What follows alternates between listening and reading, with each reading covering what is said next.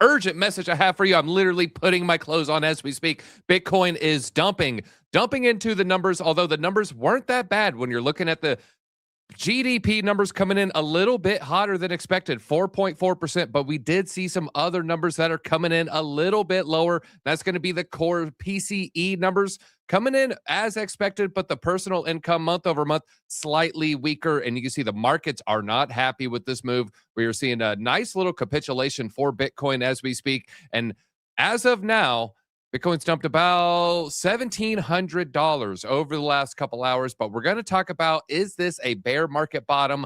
We are seeing signs. We have analysts out there saying the bottom is over, but then we have some others saying, no, much lower to go. We're going to 60K.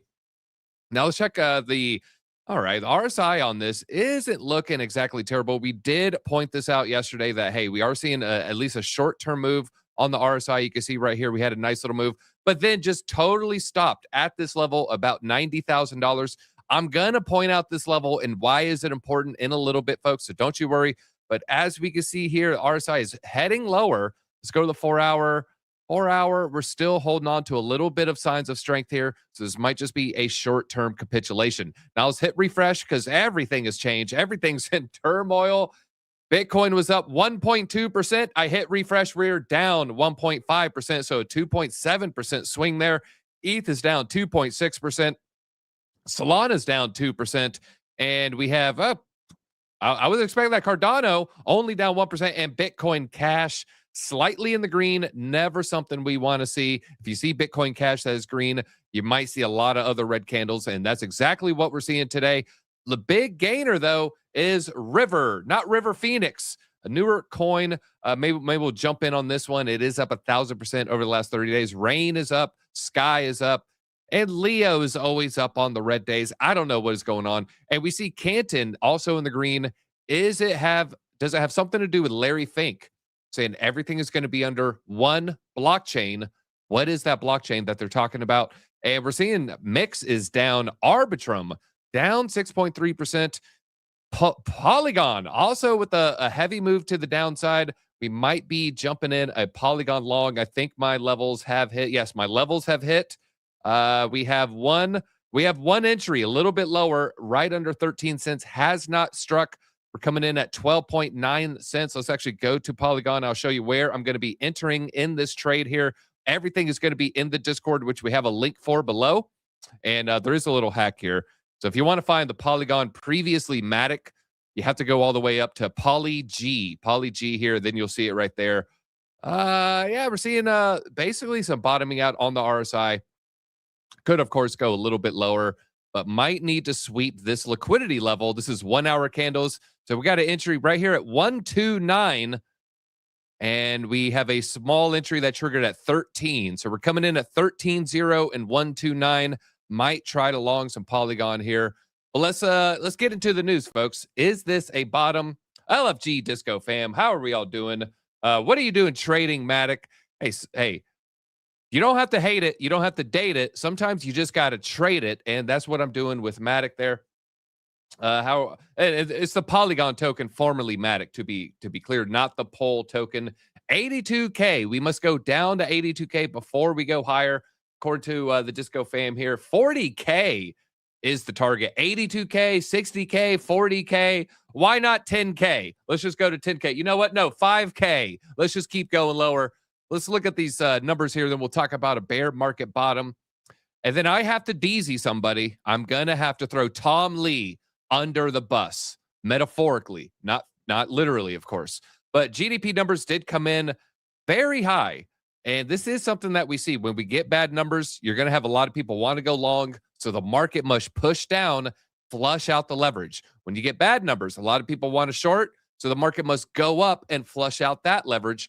And so we are seeing strong numbers for the U.S. gross domestic product, up 4.4% in Q3, above expectations, the highest growth rate we've seen in 2 years. Now let's talk about some other indicators that we're seeing. We have another all-time high for the Russell 2000. This is risk on. If you don't know what the R2000 is, think of it as the altcoin equivalent of the stock market. This is going to be not the S&P stalwarts. It's not going to have Nvidia. It's not going to have Meta. It's not going to have Google or Amazon. These are going to be smaller market cap companies. So a lot of people look at this as a bellwether for alt season, for altcoins. Or even crypto and writ large. We have another all-time high for the Russell risk on. They also have Nikkei pumping, Japanese USD nuking, Bitcoin Gold most oversold 4-hour RSI ever, liquidity increasing, and when it breaks out, typically lasts about a year. This is not the bear market you're looking for. And I got some more bear market indicators here. We have Kathy Wood saying we are pretty well through the down cycle here. This will be the shallowest 4-year cycle decline in Bitcoin's short history, and then we're off again. She is predicting we are going to take off like a rocket ship, and this is going to be the smallest bear market drawdown we've ever seen in our lives. Let's actually just compare that. Let's look at some bear market drawdowns here. 2021, what am I doing here? What am I doing? Let's go to the BTC spot crypto chart. It's going to have the entire history. Let's do log to make it look clean. 2021, the drawdown here, we saw roughly 75% drawdown. Jeez. Now, if you go to 2017, we saw roughly close to 85% drawdown. And you go to the 2014, 2015 era, we have 87% drawdown. And so we are already seeing smaller drawdowns. But she is saying, no. It's not going to go from 85 to 75 to 65. No, we're going maybe only, let's just see here, might only be going 35, 45% lower. So pretty strong prediction out there from Kathy Wood. And Bitwise also saying we're seeing signs of a bear market bottom. Argue crypto markets perform poorly in Q4 despite the strong fundamentals. So let me ask you, chat, 4-year cycle, is there going to be a bear market? If you believe in the 4-year cycle, yes, we're already in it. Or if you think super cycle or maybe extended liquidity cycle, you're going to say no. So are we in a bear market? Is this part of a bear market? Are we going to bounce from here is the bigger question. All right. Thank you. How are we all doing here? Clash. Shout out to George, man. Shout out to George just having conviction and not, I don't know if he's abandoned or not, but it seems like he's still with it. Keep getting raises and my net worth keeps going down. The hell with ETH. Look at USDT dominance, measure the move of the breakout, then apply that to Bitcoin. 40K. The only thing I don't like about the stablecoin dominance charts or even looking at stablecoin market caps, it's just going to increase forever as we add more and more debt. So I like comparing Bitcoin to maybe an Ethereum or maybe the Total 3 chart, or maybe Total 3 minus E excluding stables. Let's see. Bear. We're going to talk about some of this. Are we in a, let's just say, black swan event environment? We're going to cover some of the geopolitical news. Not go too deep. Let's stick to crypto. But fourth quarter 2025 potentially marked the bottom of the bear market, according to Bitwise. Bitwise analyst here, Matt Hogan, he's the CIO, Chief Investment Officer. He argued that a similar setup occurred Q1 2023. This is when the price of crypto assets like Bitcoin rebounded from the FTX collapse, climbing from 16K to 100K by the start of 2025. Fundstrat, Tom Lee, don't worry. We are going to DZ Tom Lee. Tom Lee, you're going to get exposed shortly. Tom Lee thinks the market could struggle for most of the year before taking off in the last few months, given tariffs and political tensions. So Tom Lee switching from full-blown bull-tard to maybe being a little bit cautious. We're going to tell you why in a little bit. Van Eck, they're saying, oh no, first Q1 2026, bullish for risk-on assets like Bitcoin. However, Bitwise CIO said there are 4 trends that could be a cause for optimism. 4 trends pointing that this is the bear market bottom. First, ETH and L2 transactions soaring to new all-time highs. I gave my take on this yesterday. We did talk about the proliferation of spam, address poisoning attacks, just a lot more transactions because scams are, now being employed for a penny. So if you want to send out a bunch of address poisoning attacks, you got to send ETH to somebody. If it costs you $5 a lick or $5 every mark that you're setting, you're probably not going to try to scam, 500,000 people with the button press. because that's going to be a lot of ETH. But if you could do all this for a penny or 5 cents, all right, I'll roll the dice for a penny. And then if I just scam 1 out of 1,000 people, it pays for itself. So a lot of it is going to be scam spam. But anyways, second reason that is the bear market bottom. Crypto native company revenues are continuing to grow. Third, he's pointing at stablecoin transactions, assets under management soaring to new all-time highs Q4 last year. And finally, he said there's been strong DeFi adoption. So he points to these 4 reasons and says, this is the bear market bottom. We are bouncing from here. We're soaring from here. Get ready for a bull run, the likes of which you've never experienced. Now, this is the kind of divergence you get at the bottom of bear markets when sentiment is down, but fundamentals are up. Bitwise also said that the progress on the Clarity Act, the new Federal Reserve Chair announcement, stablecoin supercycle, and 3 major wirehouses opening up client access to crypto could drive crypto higher in 2026. So he's got 4 reasons, but there's more reasons just on the heels of that. But now let's talk about this line in the sand. Before we have a line in the sand for the bear market, I would probably put that number about 79,000. I think it is possible to wick below 80. We already went to 80. So if we go to 82 and we bounce, you could say, all right, well, that was the bottom. You could look right here on this chart. It was November. And so if we go down to 82, I think you could say, all right, well, we topped here and we're going higher. But if I could see a wick right below this level, totally freak everybody out, get everybody capitulate, and then head higher. Gel saying here, Bitcoin back at the same key level we've tested 10 plus times in the last 2 months. I pulled it up. This is a 6-hour chart. It's talking about right below 90K. And you can see this is a very important area.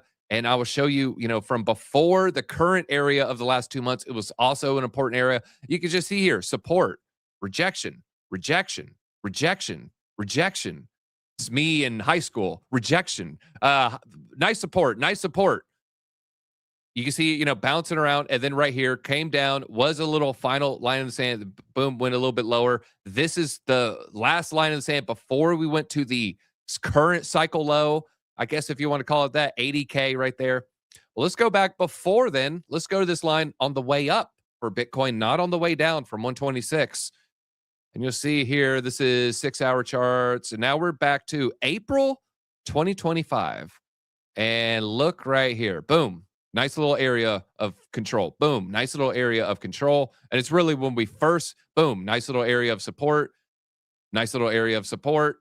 When we first went into it, this is kind of one of the first cool down zones, because most of the time we're just trending up. We break into an all-time high, we trend up. Break into an all-time high, just trend up. This is the time where, boom, rejected, rejected, rejected, below, below. So very important level currently. It's right below 90K. So I am not surprised to see just a lot of chopping around and a lot of seesaw motion for Bitcoin's price. And let's check in on the trade. We did not get the entry. We did not get the Polygon entry, unfortunately. So it does look like we are in at 130. And I'm going to show you 1 second. Let me pull this chart over, find my L bank. There we go. All right. All right. Yeah. So you can see this is it right here. We got the entry at 13.1. We are still waiting at 12.9. I said 13.0. It was 13.1. So I apologize for that. But 12.9, we're still waiting for it. But we're in profit. We are in profit on this trade right now. Again, we do have the link down below. Now, one of the reasons we're seeing a lot of red candles today, blame Wall Street. And Wall Street, they are blaming someone else. They're blaming Trump. They're saying there's a lot of uncertainty in the air as of now, with Trump at Davos, with their lot of saber rattling over Greenland, with potential kingmaker's court with what we're going to do with the Gaza Strip. There's just a lot of volatility in the air. You can feel it in the air tonight, but it's not Phil Collins. It is I don't want to say a Trump tantrum, but it's going to be a Trump remark that has people a little bit spooked on making some big moves. I mean, and look at the ETFs. ETFs yesterday, outflows for the 3rd consecutive day, $700 million. This is the largest single day exit in 2 months. So the largest ETF outflow day for the entire year, the 5th largest withdrawal, ever. So 5th largest withdrawal since January 2024. I think we could we can see it pretty well right there. Very, very big spike. This led into the 80K bottom. This led into the bottom right there. And this right here was just a local bottom. So we got a little bit of mixed signals. This one, I will say this. You go out 30 days, we push higher every single time. But that doesn't mean we aren't going to head lower eventually. I don't want to say it's going to be up forever. But we do have some bullish wins here. The bull wins coming from Delaware. Delaware Life Insurance adding Bitcoin exposure. The fund exposure, it's going to have mostly S&P 500. Also going to have some IBIT. So this is going to be BlackRock's Bitcoin instrument and 13% cash. Digital credit is going to explode. And so this is going to be just a, let's just say an annuity. If you ever seen those commercials, especially on things that your grandma might watch, and it's like, do you want your deferred income annuity? And a lot of times they'll just pay you a set amount. Oftentimes it doesn't beat inflation. Oftentimes grandma's signing over the mortgage, but it gives people just nice steady income. And so this is typically something seen as a more of a risk-free payment vehicle. This isn't some risky, crazy, like levered long, Michael Burry's nephew trades this. No, this is like safe institutional style investment instrument. And this safe thing, adding a 22% Bitcoin exposure is very, very bullish. I do expect us to see more of this in the future. And I missed the, speaking of state news, Louisiana, I think it was a pension fund. They also bought some Bitcoin this week. So love seeing that. But institutions, now let's get back to the Trump, I don't want to say, just the Trump turmoil, the Trump uncertainty. There's a lot of Trump uncertainty. There's a Bitcoin whale, Luke Groman.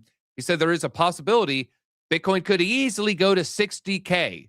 So we do have some saying, no, this is the bear market bottom. 80K was the bottom. We're not going below 80K. This Bitcoin whale, this guy famously sold a lot of Bitcoin, though. So, maybe take that into consideration. He might want it to go a little bit down because he will appear smarter. But he said, just some of the things that are creating this Phil Collins heat in the night here, below the possibility, all-out trade war, U.S. becoming isolated from the rest of the world, even a recession. These are all scenarios that could trigger Bitcoin sell-offs and dampen institutional interests. You also floating in the idea that the treasury companies are going to be the forced sellers like we saw with FTX in 22. But mostly it's just going to be what's happening with the geopolitics. Are we going to have an all-out trade war? Are we going to have action over Greenland? Are we going to have action over other areas in the Middle East? Are we going to have action over Ukraine? There's a lot of uncertainty. Now, let me go to the Wall Street Journal. What are we saying here? What is the talk of the town at Davos? Oh, great. Now we're talking about Cuba. So if you're seeing a lot of volatility in the markets, if I had to wonder, why did Wall Street dump their Bitcoin ETFs yesterday? I think a lot of it is just these geopolitical situations that might exacerbate the market's volatility and exacerbate moves to the downside, meaning making it worse. And so the U.S., just something to keep an eye out on. Let's just chill. Can we just chill? Trump, can we just chill? Go to Davos, eat some weird, I don't know, Finnish meats or something. Eat some caribou jerky. Just chill, man. Just chill. Chill with the Cuba. Chill with the Venezuela. Chill with the Gaza. Chill with the Greenland. I have some positions open, and you're making it difficult. And again, if you want to check out our positions, we do have Discord down below. Just chill, man. Just chill. That's all we're asking. But now it's time to expose Tom Lee. That's right. We're going to expose Tom Lee here. Let me read a couple comments. Best deal in history, buffering. Look, this is part of art of the deal. You go there. You don't just sit at the table. You flip the table, and then you say, let's reset the table. So that is part of the, written about negotiation strategy of Donald Trump. This is something he's talked about for decades. I don't think we should be surprised. I will say it has worked to our benefit, but it's like taking the crying child out of the restaurant. All right, the best solution is take the child in the parking lot and say, if you don't calm down, we're going home. Child doesn't calm down. Guess what? We go home. You get your food to go. The child is kicking the seat on the way home. He's kicking your car seat. He's throwing the tantrum. He's very, very pissed. But then what? You get a better behaved child. So in the long run, it's good. But in the short term, oh my God, you want to jam a pencil in your ear. So maybe we're just in the jam a pencil in your ear stage. Maybe we'll calm down in a little bit. Ondo is definitely going to make some moves. Yeah, there was an Ondo trade in the Discord. We jumped in right below the stop loss there. DZ, brother, what the fish is going on with the markets? Like I said, there's just a lot of turmoil. No one knows what's going to happen with, let's just say, military actions being on the table or not. Let's see here. F Europe. They're effing their own future. All right, maybe. All right, I got a Greenland story. I was on the fence. I'll share it in a little bit. We still got to expose Tom Lee before we do any of that. So let's get into that. And there was one thing. Speaking of geopolitical tensions here, did you guys follow me? Did you follow me? I tried to hold your hand and take you into the light, and our copper option is up 46% today. I love to see it. Love to see it. All right, let's talk about Tom Lee here. Tom Lee, remember, this guy was full bulltard a month ago.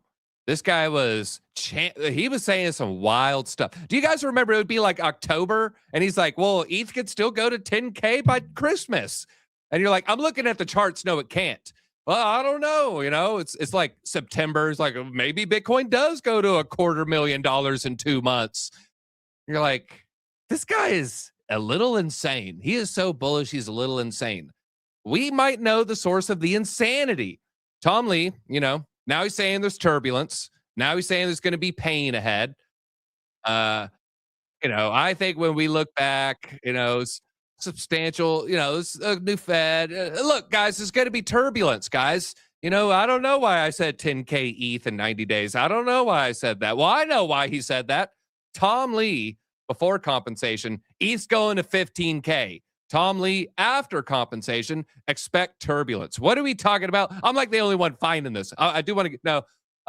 Ivan on Tech, he's also talking about this. Tom Lee, quite personally incentivized to continue to jam up ETH into year end.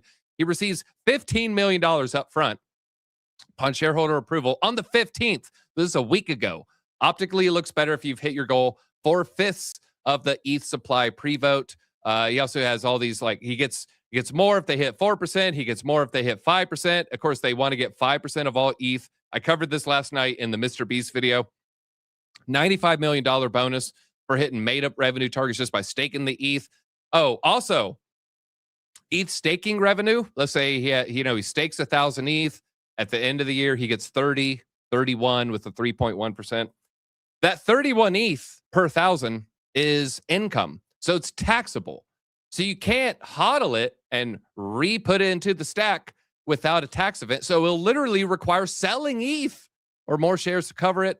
Does he assume his shareholders are just too stupid to question it? But then it gets worse. And they talk about some of his, just basically his incentives here, and breaks down the amount of shares. And now they're just calling him, he's a KOL. He's a key opinion leader. He's just a altcoin shiller at the end of the day. Tom Lee, sure, maybe it's ETH. So you could say it's the digital oil. It's, second to Bitcoin. But at the end of the day, the guy was just a shiller. He was just shilling ETH, folks. He was shilling his bag.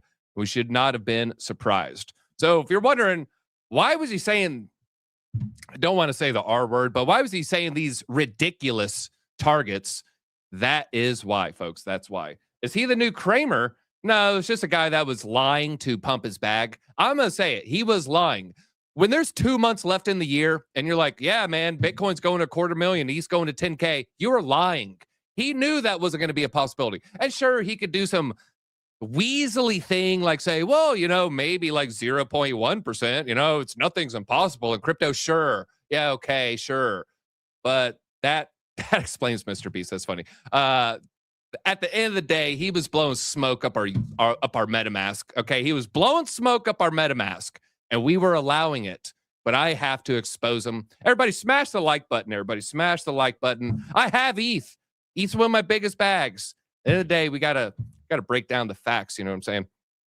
And hopefully I'm not smacking your eardrums when I hit the desk there. I was just The Italian in me, the Italiano in me is coming out, man. I want to move my hands.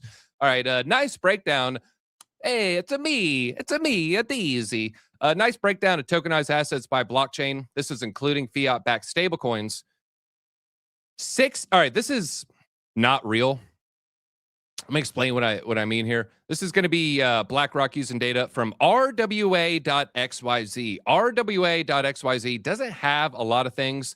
And one thing that, it's also breaking down fiat-backed stablecoins. Where is most of Tether's transactions happening? Type in the chain. If you know, not volume, we're talking about the amount of transactions, because there's going to be a lot of smaller transactions, not like one person moving $1 billion. This is like someone buying a phone card. What chain has the most Tether transactions and also has a large supply of Tether? It's probably about a third. What chain is not on here? And the first person is JT Tron. It is Tron. So this isn't actually accurate. RWA.xyz is mostly focused on EVM chains. It does have XRP, but I remember when they added XRP, they don't have Cardano. Not like Cardano is going to be some giant wedge, but Cardano would be on here. Cardano would be above some of these for sure. Tron would be above some of these for sure. But if you exclude those, ETH still going to be winning there. ETH is, a large percentage of the tokenized assets. 65%, probably not accurate, but is ETH number one? Yes, and that is accurate. Now, JP Morgan, the world's largest bank, now live on Ethereum. It's RWA.xyz. I mean, we can go to the app. I'll show you guys. I should have just clicked the app thing. I think I have to hit view analytics. This takes us to the app. And it'll just break down. Yeah, look, that says it right there. There's more than 10 networks. There's more than 10 networks that have real world assets. So are they getting numbers that are inaccurate? The answer is yes. Yes, they are. Yes, they are. Let's get back to Davos here. BlackRock CEO Davos. We must move rapidly with crypto tokenization on a single common blockchain. Now, let me ask you a question, chat. Does he mean ETH or Canton? ETH or Canton? There's a lot of people saying, I think he means Canton Network. That's what I think he means. A lot of people say, no. Clearly ETH. So type in, when he says everything's coming onto a single blockchain, does he mean ETH or Canton? First one, Canton, saying this man is trying to shill his bag. Canton, yeah, Canton's ticker CC, I do believe. Drew put Canton on everyone's radar very, very early. I do want to give him a shout out for that one. It was looking at RWA.xyz, saw this pop up out of nowhere, immediately did a deep dive, pulled the cover, pulled the mask off like Snoop, like Scooby, wrong dog. Pulled the mask off like Scooby. I guess it's the blonde guy. What's the blonde guy's name from Scooby? I know Velma. Why do I know that one? I know Scooby and Shaggy. Fred. Yeah, he pulled the Fred there, folks. Some are saying Canton. Get your XRP out of here. Everybody hit the like button for Sean Murray. Sean, XRP has probably done okay for you, and it might continue to do okay, but XRP is not going to replace the banks. XRP is not going to replace stablecoins. ETH, don't say neither one. Then what is it going to be, Fade and TradFi? What is it going to be? He means XRP. All right, we got people doubling down on XRP. Don't make DZ crash out. I will crash out on you guys. Solana, get out of here with your Solana hopium. Everyone's good. All right, Link is going to be the backbone, but it's not going to be what it's settled upon. And so maybe all of the chains that we're mentioning use Chainlink. So you could say Chain is going to be better. Yeah, it was Fred. A pup named Scooby-Doo was better. Am I wrong for that opinion? I think a pup named Scooby-Doo was better. Let's see here. God, there's so many people think it's going to be XRP. Get out of here. It's not going to be XRP. It's going to be Ethereum. It's going to be Ethereum, folks. That's my choice. It's going to be Ethereum. We do have David Sachs. Remember I said, all right, guys, I'm going to watch this. It was like 15 minutes. They were asking him about AI a lot more than crypto. I did pull out the pertinent quote here. This is from David Sachs here. After the bill passes, the banks are going to get fully into crypto industry. And if you don't know who this is David Sachs, our AI and crypto czar. He is at Davos, the meeting with the global elites, talking about crypto. He's talking about the Clarity Act here. After the bill passes, banks are going to fully get into crypto. So we're not going to have a separate banking industry and a separate crypto industry. It's going to be one digital asset industry. Over time, the banks like the idea of paying yield. Why? Because they're going to be in the stablecoin business. And Tether CEO, Circle CEO, they're in shambles. They want no competition. They're like, no. Don't let anyone else in there. We are in some Circle options. I added a little bit lower. It's actually kind of flat. It's kind of flat today. Our Circle options are kind of, actually, I'm surprised it's only moving forward. And I mean, it's moving to the upside. So, we'll take that. But I might have been a little aggressive on that call there. But I'm surprised it is up. And I'm surprised Circle itself is up as well. Circle's up $72 there. So I don't know if guys, I'm going to keep showing the options as long as the options keep printing for me. And like you said, we're up 45% on copper today. And we did have another copper option. I think it might be up like 25%, but still a good thing. All right, let's talk about the update on the Clarity Act. Senate released updated market structure legislation. Basically gives the CFTC more power. Self-custody wallets explicitly not regulated. Non-custodial DeFi interfaces generally protected. Basically, no custody. Where DeFi do become regulated, when you have custody and when you execute trades on behalf of users. And so Uniswap's fine, airdrop's fine, and no backdoor regulation of wallets or UIs. Do not backdoor my wallet. You will not backdoor my prison wallet. All right. What? All right, guys. I'm just kidding. All right. Let's Eleanor Terrett. She does have a take here. Looks like those 2 extra weeks of negotiations to get the Democrats to sign on officially were fruitless, in her opinion. And next week's markup shaken up to be partisan. It looks like we have 2 camps. Not a great sign for the Senate Banking Committee, which was likely hoping for a bipartisan deal to smooth its own markup. The text still scheduled to be released tonight. That was the text breakdown that we just shared earlier. Boozman and voted most likely to have liver damage by his high school. He was in the superlatives. That was his. Boozman said the panel's Republicans have yet to find middle ground on several fundamental policy issues with the Democrats related to the market legislation. Here's his quote. Although it's unfortunate we couldn't reach an agreement, I'm grateful for the collaboration that has made this legislation better. It's time we move this bill, and I look forward to the markup next week. Here's an important distinction I don't think anyone else is really making, and David Sachs kind of buried it in his comments. We already have stablecoin rules. The stablecoin rules came out of the Genius Act. What the Clarity Act is trying to do is reconcile what the banks don't like about the Genius Act. Right now, Circle's getting all the yield, and other places can pay yield via rewards. That's why you're still able to get rewards on Coinbase. That's why you're able to get rewards on PayPal, whatever it might be. You can still get rewards. Banks want to eliminate that. David Sachs's point is the de facto rules are allowing it. So if you dig your heels in the sand, it's going back to the de facto rules in which the banks are a loser. And so banks, you needed to get together, because if you don't pass anything, PayPal's still giving out yield. Coinbase still giving out yield. So you got to come to the table, and you got to want to collaborate. You need to compromise. And if you don't, we're going to get the status quo, which is already bad for you. So why are you fighting so hard when the status quo is going to be bad if we do not reach a deal? And so I thought that was a very good point. So banks, get with it. I like his statement here. You're going to be in the stablecoin business, and that's going to be very lucrative, basically siphoning off all the yield that the customers want. So just get with the program. Things are going to be fine. Let's get back to Trump here. We do have some details on the Greenland deal. It does involve small pockets of land for the U.S. U.S. does get the mineral rights. What is it? It's the The bad meme was your body, my choice. And now it looks like your country, my minerals. That seems to be the American way. Good or bad? I won't share my opinion. Duration of the deal has an indefinite time frame designed to block Russian interference in Greenland.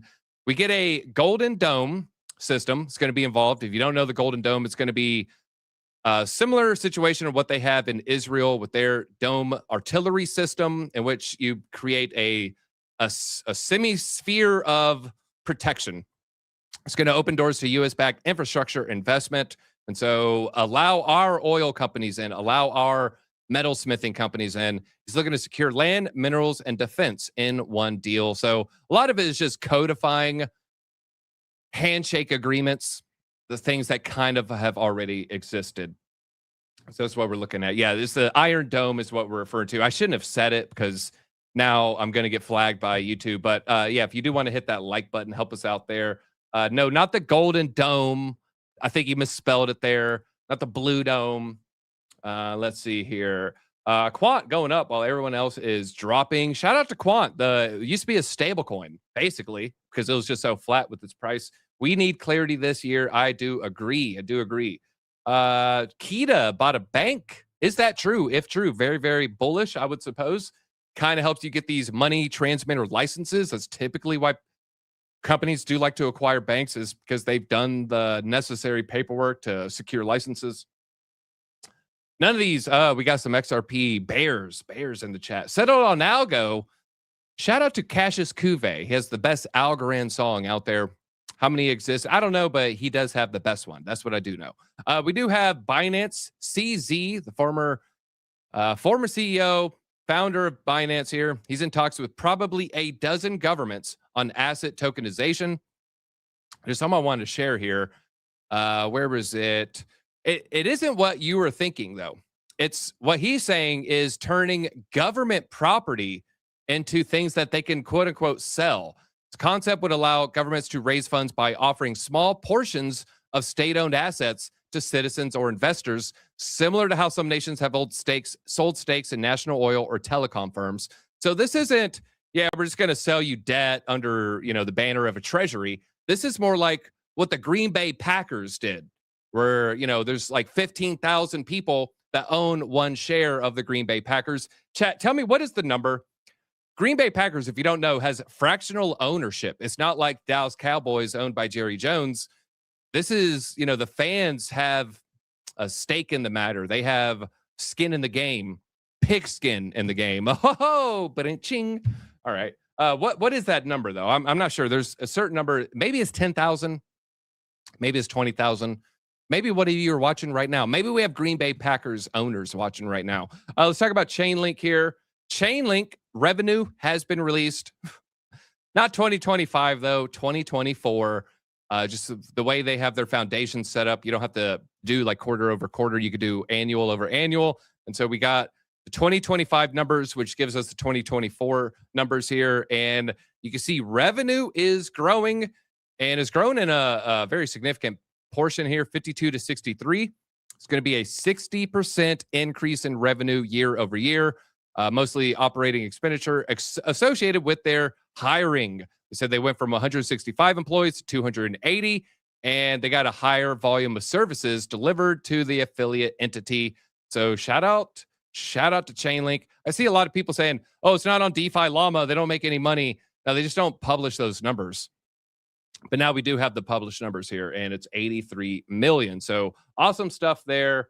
Link is solid. I know we got some Link fans here. Why do you not like the Packers? What did the Packers ever do to you? Is it the name? Is it too sus? Is the name sus there? Chainlink acquired. I mean, maybe. Is that a company worth acquiring? Maybe it was a waste of money. We don't know. Bill was updated. Yeah, we did have some of that updated, some of those updated posts there. Now, let's talk about the Seeker phone. Call me the Seeker. Hi was the airdrop. But wait, there's more. So if you own a Seeker mobile from Solana, this phone costs you $400. I told you guys to get it. I did not do it myself, though. I'm kind of regretting it. This is nuts. They say you would have received 750,000 tokens. 750,000 tokens equals a $30,000 airdrop from a $400 phone. Only possible in crypto. But wait. It's for devs. You had to be a dev. If you developed a crappy mobile app, you got $750,000. That means people were vibe coding Snake, vibe coding Flappy Birds, vibe coding some crappy app that cancels credit card subscriptions because you need 8,000 of those released daily. Vibe code one of those, you just got $30,000 for, an afternoon of vibe coding. Any other lower tiers through activity, you do not activate, you receive nothing. So you're like, oh man, I'm gonna keep it in the box. This way I could have a resale value. Maybe people will know I didn't open the box, reseal it, claim, and then try to sell it. This is gonna work, man. This is gonna work. I got it sealed in the plastic. In fact, I have it still in the package from Solana. I haven't even opened the package that holds the package, that holds the box, that holds the phone. And then it's like, oh, I didn't activate it and I get nothing. I would open the phone and I would smash it against the wall. I would break it with the sledgehammer and then I would urinate on it. That's what I would do if it was me. I don't know if that's good or not. I guess you want. No, that's good. I think it's a good thing. I think it's good that they did make them activate it. Probably going to be good. Now, it's another thing I wasn't going to share. But after we had our XRP thing, I was like, all right. There's this article. I thought it was a joke. I love the title. I read it and I was like, I don't even want to share this with people. Then we're going to go to the XRP charts and we're also going to go to the Solana chart. So we're going to do some altcoin charts right after this, folks. Stick for that. Crypto proponent, a fan of crypto. When I say XRP is about to explode, it's because of this. And I was like, all right. We got a bullish XRP title. This guy's going to go over acquisitions on the biz dev side. They're going to go over RLUSD transaction volumes or deal making, or, they're going to talk about escrow wallet proportion diminishing, and we have a projected. No, it's none of that. It's none of that. So why is XRP about to explode? He stated the XRP surge does not depend on Davos executives, RLUSD. He points to what is the much larger and unavoidable trigger. This is what's going to cause XRP to explode. Sauron attributes XRP's coming move to a rare astrological alignment forming this month. He highlighted 5-planet stellium in Aquarius. Why did I get a migraine out of nowhere? He's created when Mars enters the sign on January 23rd. And Aquarius represents the water bearer, which links to Ripple's branding and long-term mission. Now, I don't know who the bigger a-hole is. Is it Sauron? Is it the author that shared Sauron's post? Or is it DZ for sharing all of it? I don't know, man. I don't know. Who's the bigger a-hole? The author, the article, or is it DZ? Let's go to the XRP chart, folks. Let's go to the XRP chart. Hit the like button if you're like, you know what? I'm just glad he mentioned XRP. We did talk about this trap, this little range. I don't know if we did this Monday or Friday. We did this a while ago. And let's go to the 4-hour. No, this is $2 on the top. And then the bottom's going to be more related to liquidity. But this is just kind of like a psychological barrier. Going to the 4-hour chart. Yeah, you can see, we certainly rejected off of this. This is 2 days, 16, 20 hours ago, 3 days ago. So this definitely before we drew this. XRP just back in the range, man. It's just back in the range. No one knows for sure what it's going to do in this range. I guess we could point at some indicators here. You look at the RSI. RSI did print a nice bull div. I think that's why we actually showed this is the bull div here. But then it's also erased all of those gains. But right now we are showing a little bit of signs of strength here in the RSI. You can see we are starting to curve. We're starting to curve to the upside. My guess is the money flow is also going to look similar here. I wanted it to look better. I expected this money flow to maybe, let's go to the 12 hours, see if this money flow is coming back up. This Marcus Cypher, shout out to Crypto Face. It did, and then the money flow headed straight back down. So XRP kind of in an indecisive phase right now. Let's go to Solana. Money flow did go up, but then came back down. But looks like, so Solana is looking more bullish than XRP. It is, look, I'm just looking at this, folks. I'm not, but then that is bearish.